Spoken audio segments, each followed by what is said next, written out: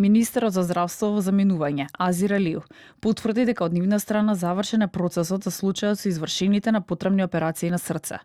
Алиев рече дека извештаите се доставени до надлежните институции. Изминатиот период, Министерството за здравство формираше комисија од домашни експерти, која утврди 10 сомнителни случаи на операции на срце, а странската комисија потврди неправилности кај 9 од вкупно анализирани 13 случаи на кардиохируршки операции кај пациенти. Заврши бидејќи тие се процедурите, заврши процесот на Министерството за здравство, че помина на затворена седница, имаме веќе писмо дека тоа е поминато, брифирани се сите министри, знаат за што се работи, понатаму исто така информирани се и доставени се материјалите до понатамошни институции кои што треба да се бават, а тука знаете освен клиничките моменти се и финансиските и здравствените моменти.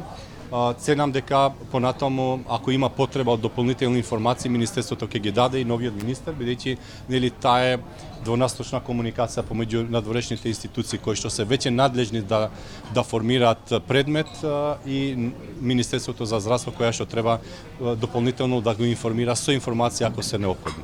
Истрагата на здравствените власти почна откако кардиологот Сашко Кедев лани јавно изјави дека дел од операциите биле правени во приватни болници за профит, без медицинска индикација, нешто што сега треба да го потврдат надлежните органи.